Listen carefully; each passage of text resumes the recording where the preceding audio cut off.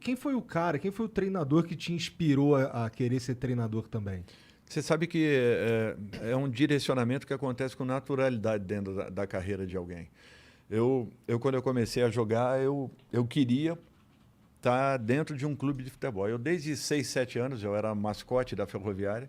Legal. Meu pai era diretor de futebol, então eu conheci as grandes equipes da Ferroviária de Araraquara. Viajava no ônibus da Ferroviária quando íamos jogar no interior. Se não, jogando em casa, eu estava lá tirando fotografia com o time, pegando bola atrás do gol, participava de todos os treinamentos praticamente da equipe da Ferroviária, isso com 6, 7 anos.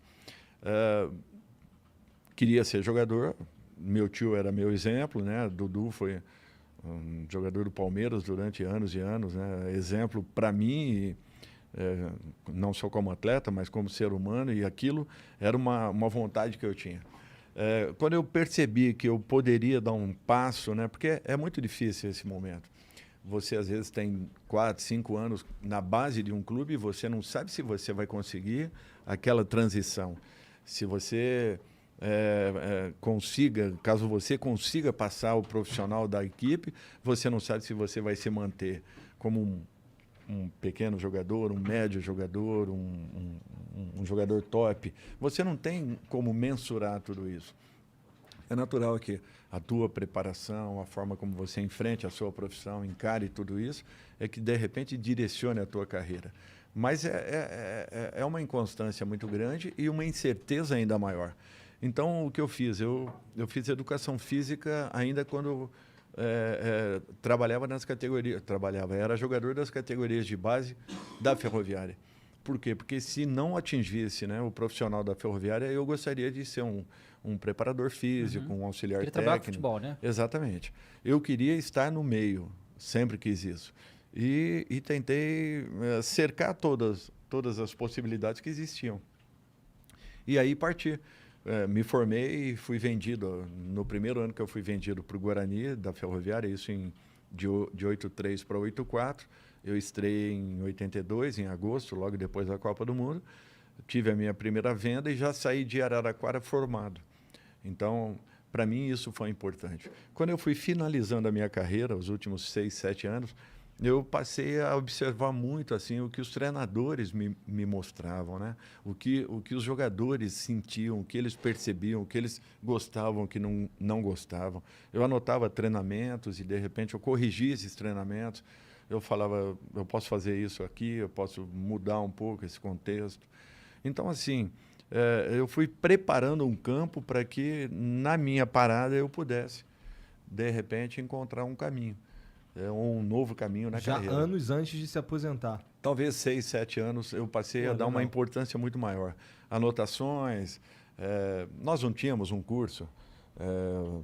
Ainda quando acabamos a Copa, né, de 2014, as pessoas falavam, o treinador brasileiro precisa se reciclar, né? Geralmente você recicla quando você tem uma formação. Nós não tínhamos nenhuma formação. A nossa formação era a vida. Eram os treinadores, né? Eram os treinadores que, por sinal, foram aí, naquele instante, já haviam sido 5 vezes campeões do mundo. Então, esses eram os nossos exemplos. O vestiário é que nos dava uma conotação do que era aquela equipe. A vivência, o dia a dia. Então, eu procurava cursos. Quais eram os cursos que me apresentavam? Era marketing, eram vendas. Eu tentava me aproveitar de todos os detalhes possíveis para poder implantar naquilo que eu imaginava para a minha equipe. Então, eu tinha que tentar, de repente, preencher esse lado didático com coisas que ainda não existiam na prática e que, de repente, se cobrava, né? Como em 14, perdemos a Copa, aquele resultado terrível que aconteceu e que o futebol brasileiro já vinha caminhando para um momento como esse, mas ninguém percebia isso, nem os meios de comunicação, tampouco os comentaristas, os aficionados ao futebol, aqueles que fazem parte desse contexto todo de futebol. Nem nós, profissionais da área, nós não percebíamos.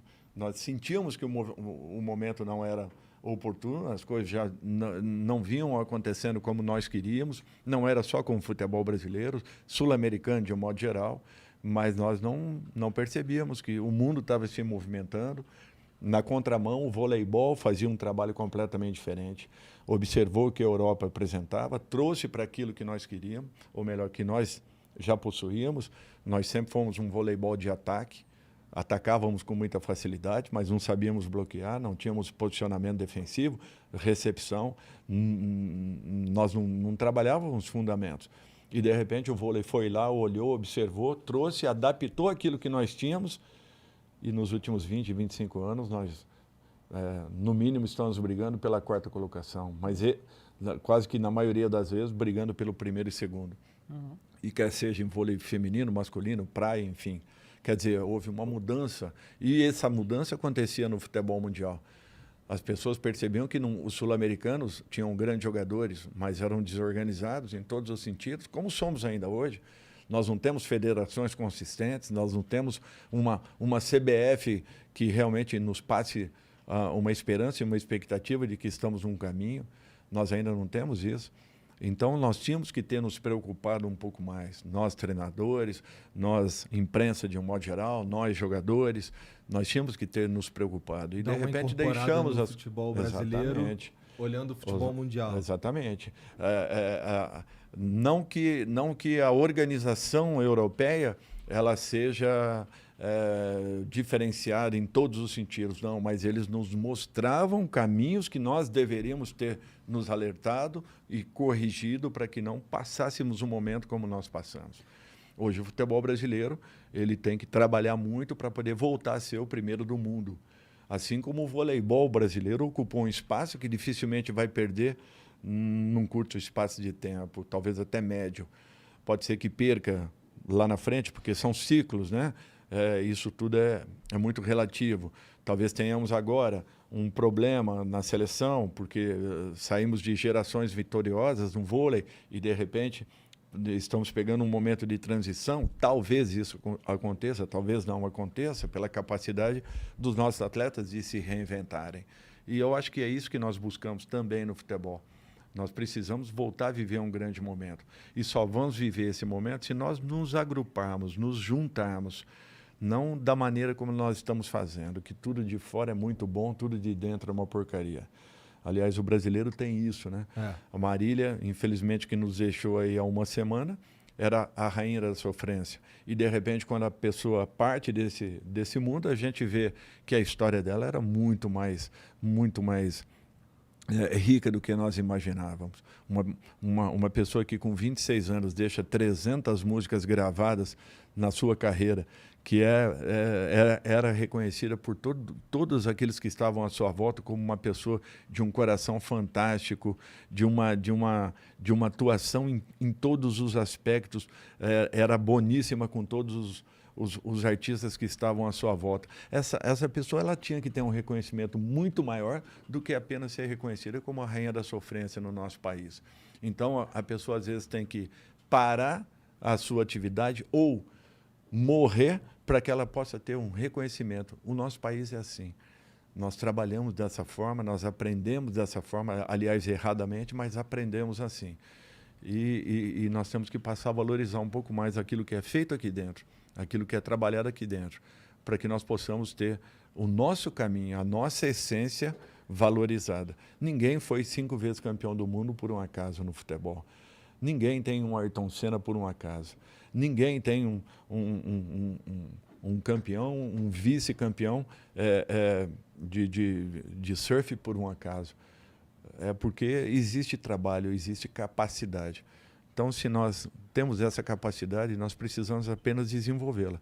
E os nossos gestores precisam acordar, porque o mundo gira muito rápido. E com o advento da internet, então, as coisas ficaram com um dinamismo tão grande que você, às vezes, não consegue acompanhar a velocidade das mudanças.